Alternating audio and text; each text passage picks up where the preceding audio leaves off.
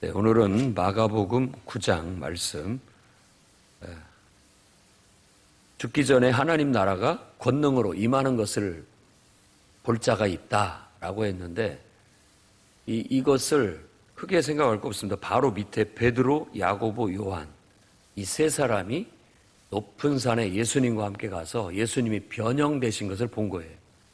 그러니까 하나님 나라가 권능으로 임하는 것, 그것을 본다라는 그 말 자체가 나중에 예수님께서 재림하실 때 재림하셔서 온 세상에 온 세상의 왕이 되시고 이 세상의 악과 저주를 심판하시고 다 걷어내시고 하나님이 약속하신 하나님 나라를 주실 겁니다.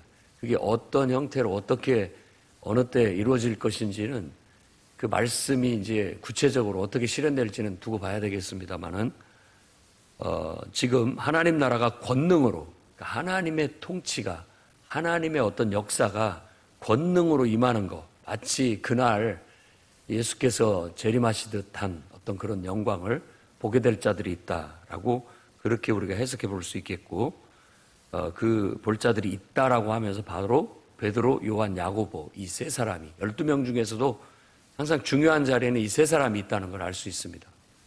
이 세 사람을 데리고 갑니다.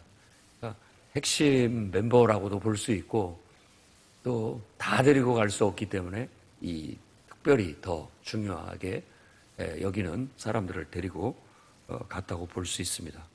여러분들도 교회 안에서 이런 중요한 사람들이 되십시오. 어찌 보면 높은 자리가 아니라 그만큼의 더 많은 책임감의 무거움, 그리고 또 더 큰 하나님 앞에 중요한 임무, 이런 것들을 감당하는 역할입니다.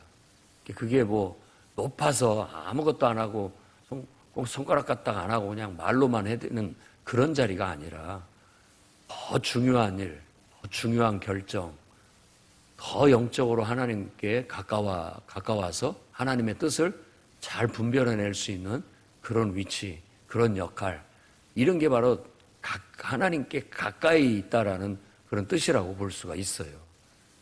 그러니까 육신적으로 생각하면 안 됩니다.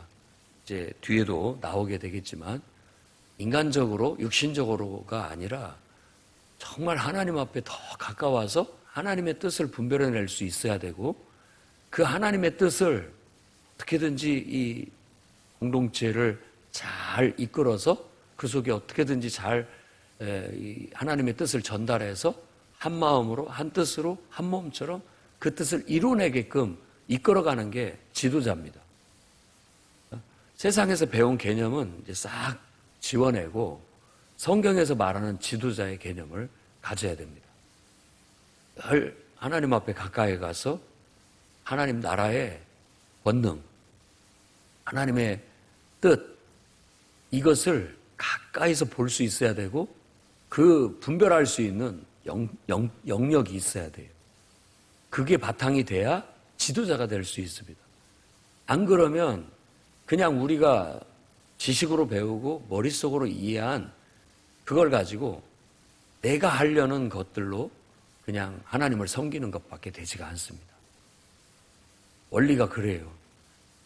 내가 교회에서는 이렇게 해야 돼 라고 해서 하는 거하고 하나님 앞에 기도하면서 하나님께로부터 이렇게 뭔가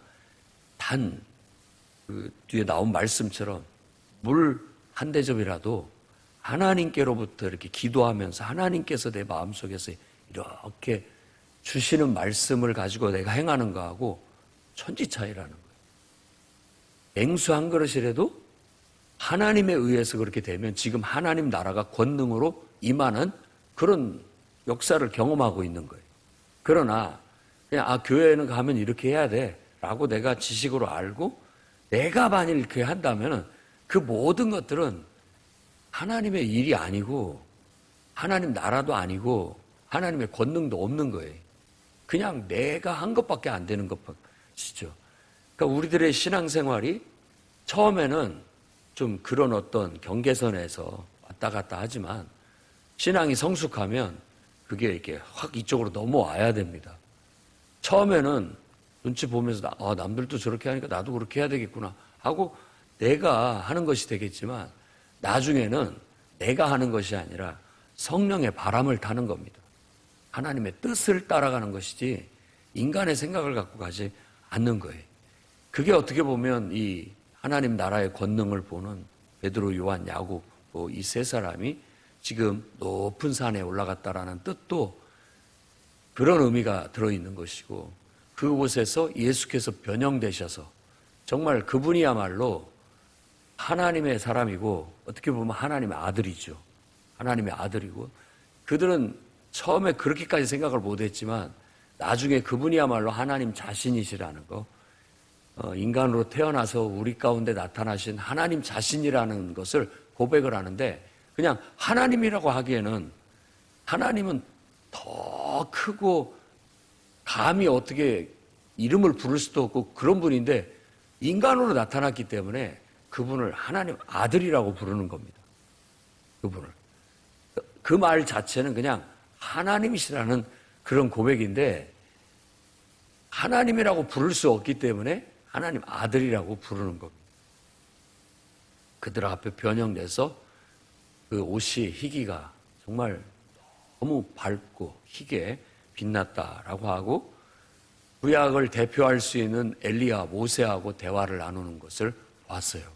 그러니까 완전히 베드로, 요한, 야고보가 그야말로 자기들의 의지를 초월하는 영적 체험을 하는 거죠.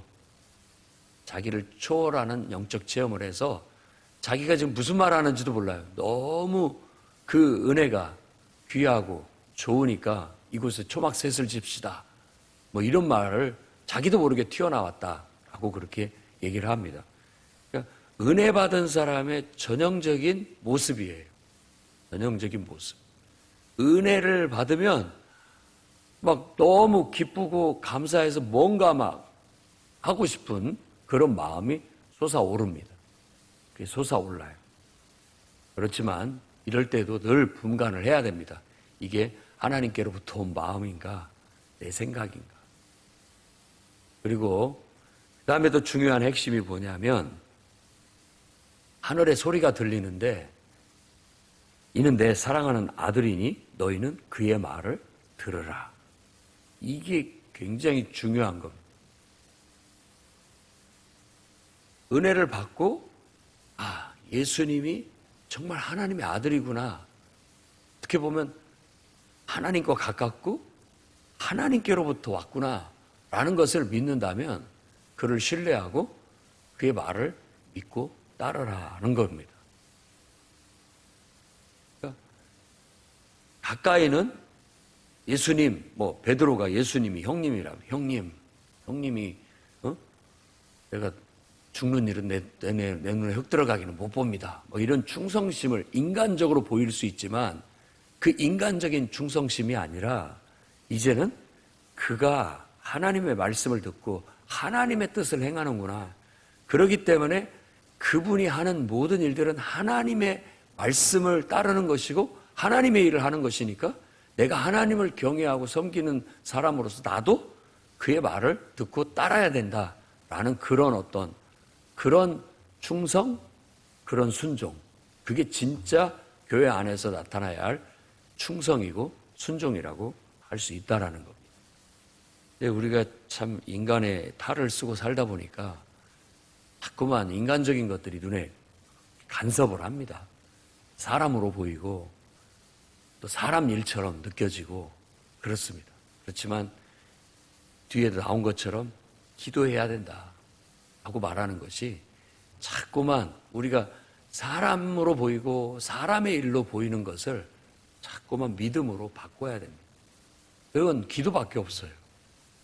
그렇게 우리의 마음을 바꾸고 우리 눈을 그렇게 바꾸고 우리 생각을 그렇게 바꿀 수 있는 것은 기도밖에 없는 거예요. 기도와 말씀. 다른 성경에 보면 기도와 금식. 기도로 안 되면 금식해야 되는 거죠. 그래야만 우리 생각이 바뀔 수가 있어요. 영적으로, 믿음으로. 그래야만 우리가 하나님의 음성을 들을 수 있고 하나님 뜻을 분간해낼 수가 있어요. 안 그러면 내 생각을 가지고 내 뜻을 가지고 하나님의 일이라고 그냥 이렇게 갖다 붙여가지고 하는 일들이 많습니다. 뭐 저도 그런 실수를 하는 적이 있고 또 많은 신자들을 보면은 그런 미숙함이 보입니다. 어린 아이 같은 모습들이 보여요. 그런 것들을 탈피하는 것은 기도밖에 없어요. 기도의 수행. 기도의 수행을 해야만이 우리들의 인간적인 요소, 육신적인 요소들을 가라앉히고 하나님의 은혜로 내가 덮여 있는 거예요. 어제도 말씀드렸지만 사람은 절대 변하지 않습니다. 하나님이 창조하신 그대로예요. 그러나 사람이 변했다라고 우리가 말하는 건 뭔 영향을 받았느냐의 차이예요. 하나님의 은혜의 임재가 있고 하나님의 은혜 속에서 지금 있다면 그 사람이 달라 보이는 거고 다르게 생각이 드는 것이고 다르게 행동하게 돼 있단 말이에요.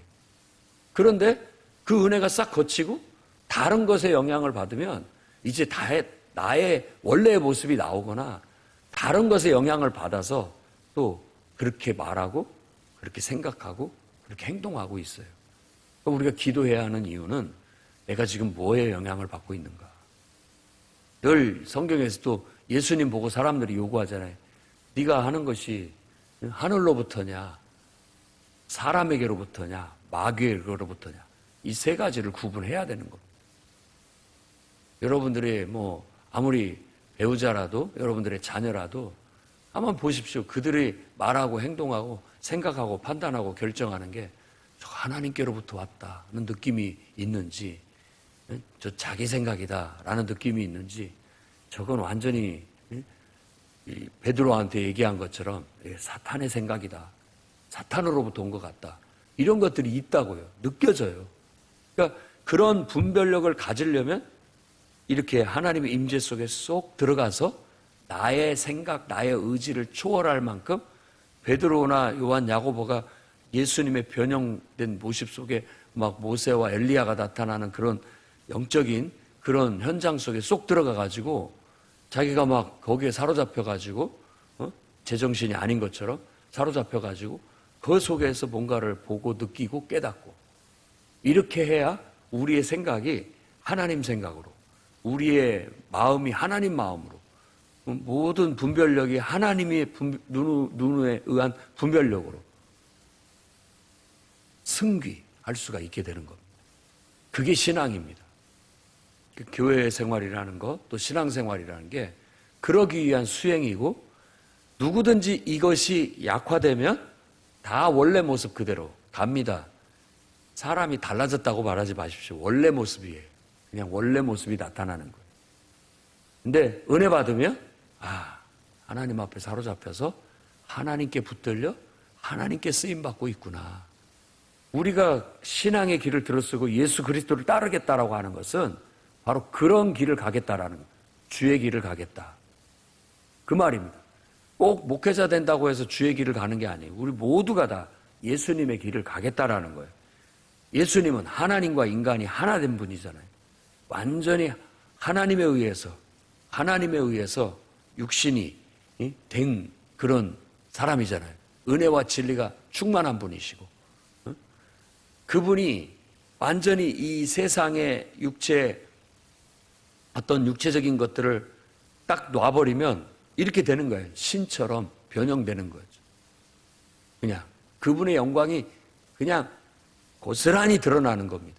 근데 그 영광이 드러나게 되면 그 바울이 고린도서에 얘기한 것처럼 모세가 40일 동안 하나님과 대면하고 내려왔더니 얼굴에서 광채가 나니까 사람들이 볼 수가 없어요.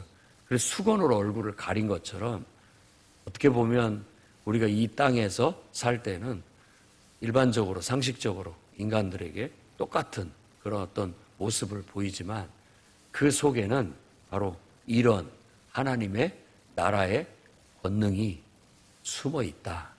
이걸 알아야 되고 저도 그렇고 죄종들이라는 사람들이 예수 믿는 사람들 속에 바로 그런 하나님 나라의 권능이 있는 사람이 있고 없는 사람이 있다라는 거예요. 그거 주의해야 됩니다. 누구에게나 다 조금씩은 있겠지만 그 권능이 이렇게 나를 지배할 정도가 돼야 되는데 그 미미하게 밑바닥에 깔려 있으면 영향력이 미쳐지지가 않아요. 영향력이. 그래서 말을 해도 행동을 해도 어떤 걸 판단을 해도 어떤 의견을 내놔도 그게 하나님 나라의 권능이 느껴지지 않아요. 그 속에서 나온 게 아니기 때문에. 그게 없기 때문에. 그러니까 기도로 그걸 좀 충만하게 채워야 됩니다. 저수지는 많은 유익을 우리에게 주지만 저수지에 물이 없다면 소용없습니다. 소용없는 거예요.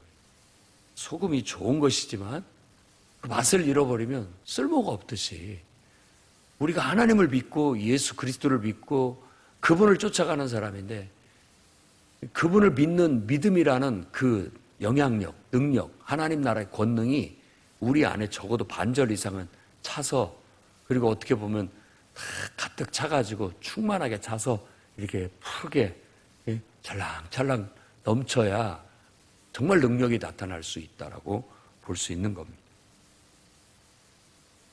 그렇게 되면 분별력을 갖게 되고 저분이 하는 말이 하나님께로부터 온 말이다. 그러니 당연히 듣고 하나님 말씀으로 믿고 따라야 된다라는 진정한 충성심이 진정한 순종이 나오게 되는 거죠. 이게 교회가 운영되어진 영적 원리라고 볼 수가 있겠습니다. 예수님이 내려오시면서 제자들에게는 이거 아무한테도 말하지 마라. 오해할까봐, 곡해할까봐 그런 경우가 있습니다. 말하지 마라. 근데 제자들은 예수님이 죽은 자 가운데 살아난다는 게 무슨 말이야?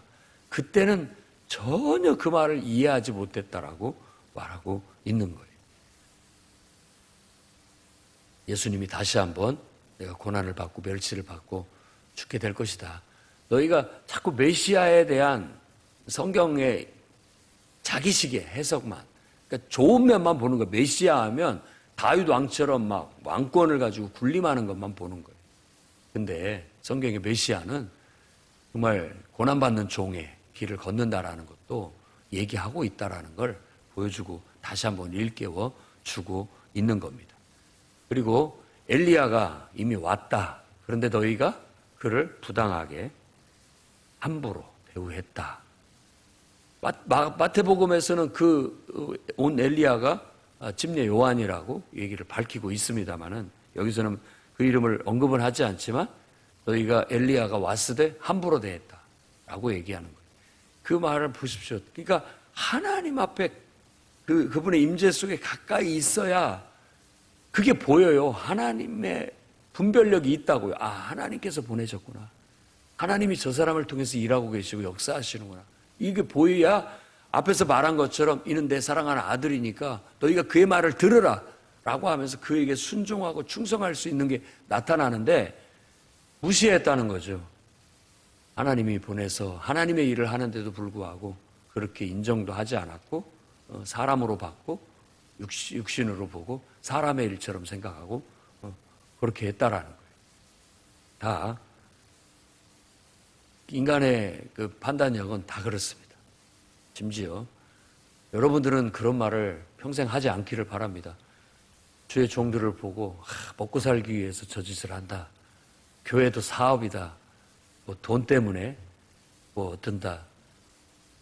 정말 여러분들이 잘 분별 그런 사람이 있다라는 것도 뭐 우리가 피할 수 없는 일이지만 그래서는 안 되겠고 또 그런 말을 해서도 안 되겠습니다. 주의 일을 하는 것이고 주님의 뜻을 따라 주의 말씀을 이 땅에 펼치고 또 실행하기 위해서 존재하고 그렇게 일하다가 죽기를 바라는 것이지 다른 뜻이 그 속에 간섭하거나 끼어들어서는 안 되겠습니다. 함부로 대우받을 수 있도록 행동해서도 안 되겠고 함부로 대우해서도 안 되겠죠. 하나님 나라의 권위가 하나님의 위엄과 권위는 있어야 됩니다. 인정받아야 되고 인정해야 되고 순종해야 되고 한마음이 돼서 충성해야 되고 이런 그런 영이 있어야 돼요.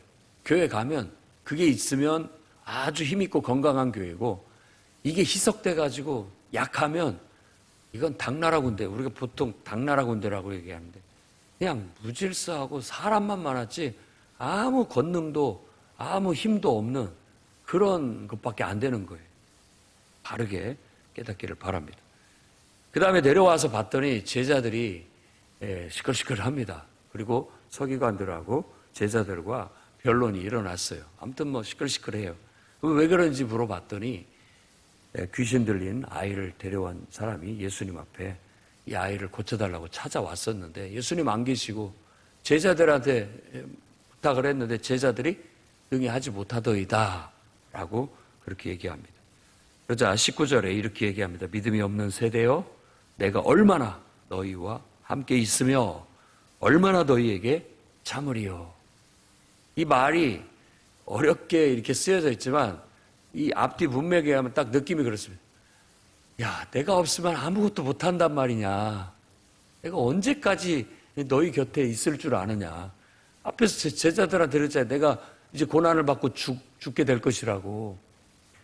언제까지 너희들 곁에 함께 있을 수 없는데 내가 없으면 너희는 아무것도 못한단 말이냐. 어찌 이렇게 믿음이 없느냐라고 탄식하는 거죠. 여러분 자식들 놓고 정말 천국 가기가 하나님 앞에 가는 거 생각하면 이놈들이 어떻게 잘 살까 염려도 되시죠. 그렇죠. 어찌 이렇게 믿음이 없는가. 이것들이 제대로나 살아갈까. 재구실이나 하고 살아갈까 염려하는 것처럼 예수님 마음이 그런 것 같습니다. 정말 나 없으면 아무것도 못할 것 같은 그런 안타까움이 있는 것이죠. 믿음을 가지십시오.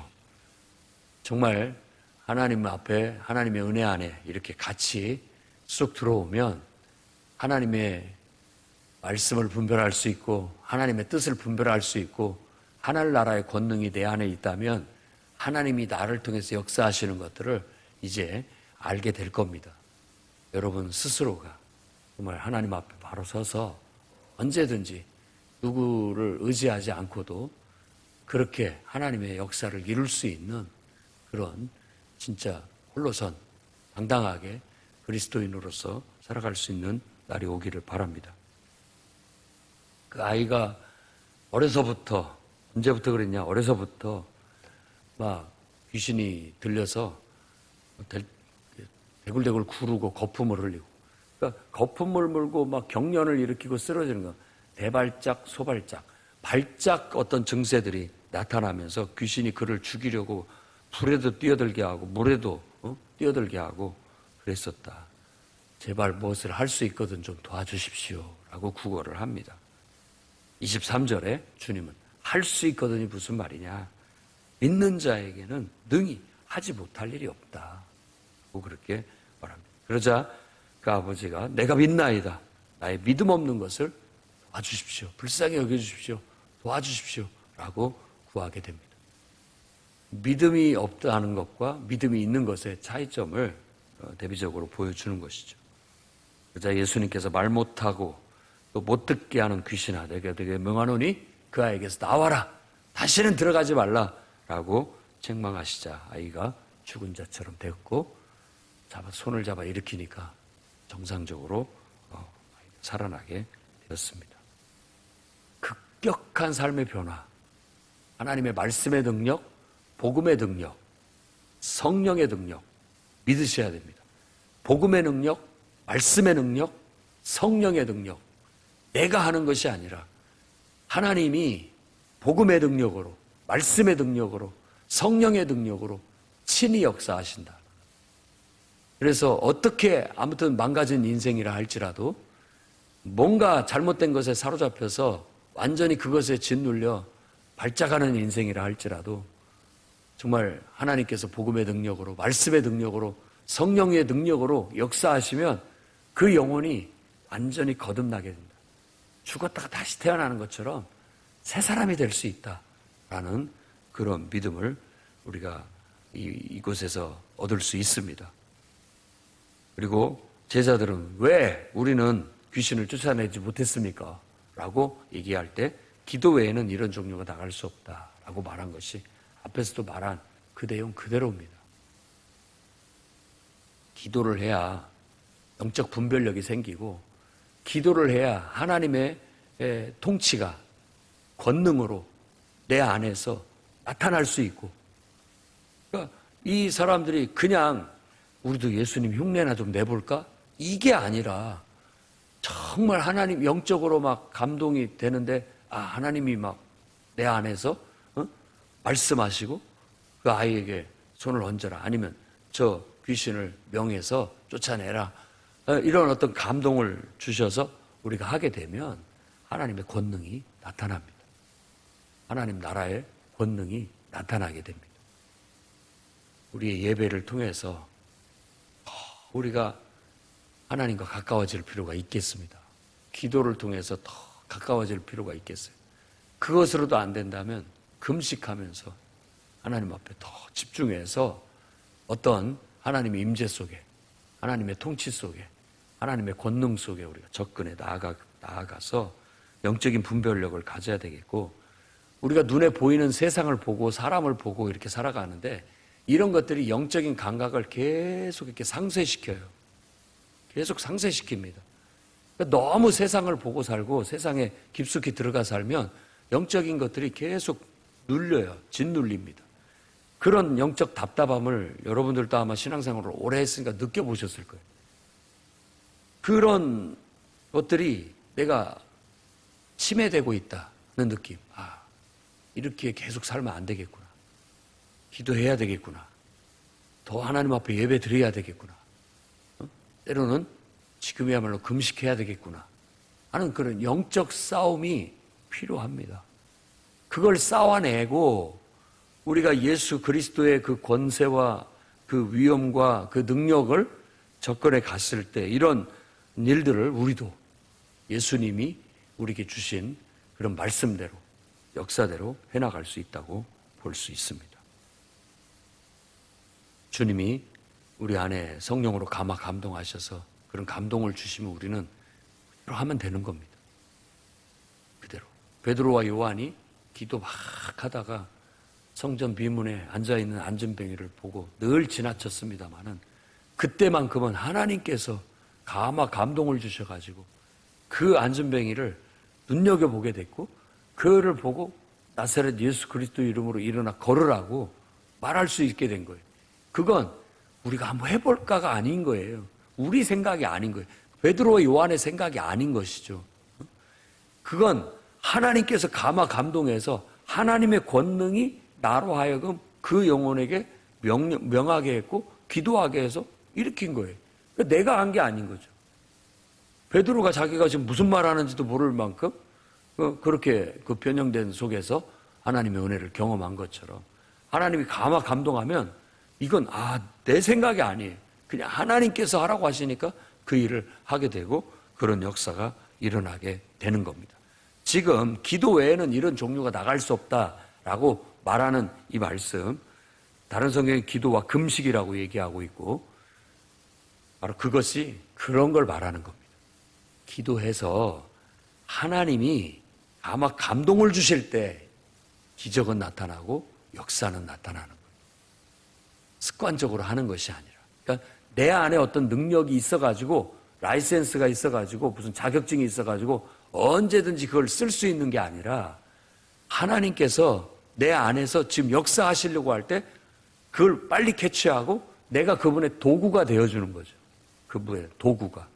그분이 나를 통해서 일하실 수 있도록 내가 얼른 순종하는 거예요. 그분이 말씀하신 대로 얼른 순종하면 되는 거예요. 그럴 때 순종해야 되는 겁니다. 그런데 남들이 쳐다보고 있으니까 이거 인간적인 생각이 딱 들어오면 믿음이라는 건 무리를 걷는 것 같은 건데 베드로가 무리를 걷는 것 같은데 믿음으로 무리를 막 걸어가요. 그럼 완전히 예수님 말씀만 듣고 그냥 믿음으로 걸어가고 있는 거죠. 근데 자기를 보고 사람을 보고 환경을 보면 빠져버리는 거예요. 안 돼요. 능력이 안 나타납니다. 역사가 안 일어나고. 그런 백지장 한 장 차이 같은 그런 믿음을 우리가 터득해야 되고 그렇게 믿음으로 사는 것을 배워야 되는, 그게 바로 기도, 금식, 예배를 정말 매일같이 수행을 해야 됩니다. 안 그러면 아무리 천하없는 능력이 있는 일꾼도 그거 약화돼 버리면 계속 깎여나가고 상쇄되고 무력화돼서 무기력해지게 되는 거예요. 많은 성도들이 무기력해 있어, 영적으로. 그런데도 몰라요. 느끼지를 못해. 그 답답함을 못 느끼니까 안 하겠죠. 기도도 하지 않고 말씀도 보지 않고, 그 말은 곧 자기는 그냥 육신적으로 하나님을 믿어야 된다는 건 알고 있고, 그냥 하나님을 교회는 가야 된다는 걸 알고 있고, 그나마도 감사한 것이죠. 그렇지만 영적인 답답함을 느낀다면 기도하지 않으면 살 수가 없다는 거. 매일같이 하나님을 예배해야 하나님의 은혜가 내게 흐르고, 그 은혜가 나를 사람답게 만들고 내가 하나님의 일을 할 수 있는 준비를 만들어준다는 걸 알게 된다면 그 답답함을 느끼게 될 겁니다. 그리고 그것이 충족됐을 때 오게 되는 기쁨과 만족감, 그리고 어떤 능력, 이런 것들을 경험하게 되는 것이에요. 그다음에 또 3일 만에 내가 죽었다 살아날 것이라는 말씀하시고, 제자들이 가버나움 집에 있을 때 있었던 일입니다. 서로 막 또 시끌시끌합니다. 그런데 뭔 얘기하느냐라고 물어봤더니 누가 더 크냐? 이제 베드로, 요한, 야고보가 특별히 갔다 와서 더 그랬는지도 모르겠습니다. 너희하고 나하고 우리들은 좀 차원이 달라라고 얘기했는지 어쩐지 모르겠지만, 하나님 나라 안에서, 특히 이제 우리는 교회 안에서 누가 더 높냐, 크냐 라는 것에 대해서 얘기를 할 때 이 원리 그대로 우리가 배워야 됩니다. 더 중요한 위치에 있는 사람들은 그만큼 더 많이 섬겨야 됩니다. 중요한 위치라는 것은 늘 역할로 생각해야 돼요. 위에 있는 역할이 별거 안 하는 것 같지만 굉장히 중요한 역할을 하고, 그 역할이 공동체를 이렇게 떠받치고 있는 거예요, 밑에서. 그러니까 첫째 되는 자는 끝이 되라라는 말이 그 개념을 가지라는 거예요. 내가 바로 서 있지 못하고, 내가 깨어 있지 못하고, 내가 내 역할을 해줘야만 이 공동체가 내가 하는 역할 위에 서 있어요. 근데 내가 그 역할을 못하면 마치 내가 역할을 해야 그 바탕 위에 이 사람들이 건강하고 건전하고 온전하게 관리가 되는데, 내가 서 있지 못하면 이 사람들이 흔들흔들 하게 되는 거예요. 그러니까 나는 내 인생 하나도 살기도 복잡해 죽겠는데 많은 사람들을 신경을 써야 되니까 그 섬김이 얼마나 무거운지 모릅니다. 그게 짓누르는 그런 무거움이 있죠. 사도 바울도 늘 그 압박감에 시달리고 살아가고 있다라고 얘기하는 거예요.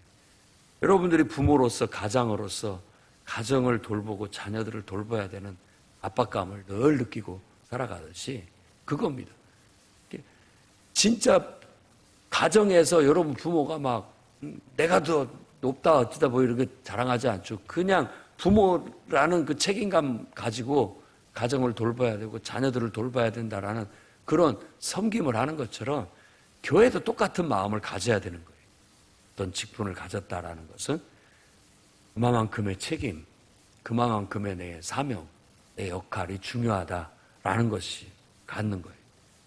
다른 걸 요구하는 게 아닙니다. 그만큼 중요한 역할. 그래서 그 직분에 걸맞는 자리에 항상 있어야 되고, 그 직분에 걸맞는 역할을 늘 해줘야 되는 거예요. 누가 시켜서가 아니라, 이름만, 타이틀만 갖고 있는 것이 아니라 그 위치에 있어줘야 되고 그 역할을 해줘야 되는 거예요. 그래야 그 위치와 그 역할을 해줌으로써 다른 사람들이 자유롭고 편안하게 더 거기에 성장하고 발전하고 뭔가가 이루어질 수 있게 되는 거예요. 그러니까 이 누가 더 크냐라는 문제는 바로 교회 안에서의 영적 질서를 위한 직분에 대한 그 원리가 무엇인지를 가르쳐 주고 있는 겁니다. 그래서 어린아이 하나를 데려다가 내 이름으로 이 어린아이 하나를 영접하면 나를 영접합니다. 그리고 누구든지 나를 영접하면 나를 보낸 그분을 영접하는 것이다 라는 것으로 얘기함으로써 내게 주어진 직분이나 교회 안에서의 역할이 정말 사람의 일로 생각하지 마시고 하나님의 일로 여겨야 되고 하나님께 하는 것이 돼야 돼요. 하나님께. 그리고 내게 맡겨준 영혼들 한 영혼 한 영혼을 대할 때에도 하나님 대하듯이 하나님께 하듯이 하는 이 영적 원리를 가지고 우리가 섬기고 또 교회 안에서의 관계를 쌓고 또 여러 가지 자신의 역할을 하게 되면 그건 하늘의 상을 얻게 되고 하늘의 보상을 받게 될 것입니다. 그 말이 그 뒤에도 깨우침으로 이루어지고 있습니다. 누구든지 예수님을 주의 일을 대놓고 비방하고 방해하는 것이 아니라면 다 그리스도를 위한 것이다 라고 그렇게 말하고 있는 겁니다. 뭐라고 할 것이 아니에요. 그리고 정말 주의 이름으로 냉수 한 그릇이라도 하나님의 말씀에 받아가지고 하는 것은 다 결코 상을 잃지 않을 것이다 라고 얘기하고 있고, 우리 안에 이런 어떤 하나님의 은혜 안에 들어가고 하나님의 뜻을 행하는데 방해되는 어떤 요소가 있다면 제거해라. 그렇게 해서 하나님의 통치와 하나님 다스림 속에 쓰임받는 게 중요하지, 그것 때문에 결국은 내가 실족해서 지옥불에 떨어지는 것은 피해야 되지 않느냐라고 말함으로써 아주 극단적인 이야기를 통해서 천국과 지옥의 비유를 통해서 절대 지옥 백성 되지 마라 하고 얘기합니다. 교회 안에서 간혹가다 우리가 은혜가 없이 주의 일을 하다가 지옥 백성 되는 사람 많습니다. 그 주의해야 되는 거예요. 여러분들이 듣겠지만은 주위에서 시험 들었다, 뭐 때문에 나는 교회를 안 간다, 못 간다, 다 지옥 백성 되는 겁니다. 그 눈을 빼버리고 그 손을 잘라버리고 그 발목을 잘라버려서라도 그걸 벗어나서 그걸 초월해서 하나님 앞에 나아가야 되는 건데, 자기들이 그런 말을 하고 있는 것 자체가 지금 사탄한테 속아서 그런 말을 하고 있는지를 모르는 거예요. 인간적으로야 100번 이해하죠. 사람 사이에. 근데 그게 사람 일로 생각했느냐. 그 속에 사탄의 역사가 있다라고 전혀 깨닫지를 못하느냐. 생각해 봐야 되는 거예요. 정말 거기에서 벗어나 그런 것들이 있다면 내가 좀 손해 보더라도, 내가 좀 내 자존심 상하더라도 벗어나서 하나님 앞에 나아가는 것이 더 중요하고, 천국이 더 중요하고, 영적 은혜가 더 중요하고, 하나님 나라가 더 중요하다는 그런 맥락 속에 나아가야 되는 겁니다. 다시 못을 박지만 소금이 맛을 잃어버리면 어쩌면 지옥불에서 소금치듯 할 겁니다. 그러나 우리 안에 믿음이 있고 은혜가 있고 하나님 말씀이 살아있고 우리가 그 말씀대로만 순종하게 된다면 우리는 정말 천상의 은혜를 경험하게 됩니다. 하나님 나라의 권능을 보고 그 영광 속에서 나아가면 피로도 싹 사라지고 인간적인 것, 세상적인 것 싹 없어져 버리고 정말 영광스러운 그리스도가 보이고 그 속에 모세와 엘리야가 보이고 하나님의 음성이 들리는 축복을 누리며 살아가게 될 겁니다. 여러분들이 그 길로 나아갈 수 있기를 주의 이름으로 축원합니다.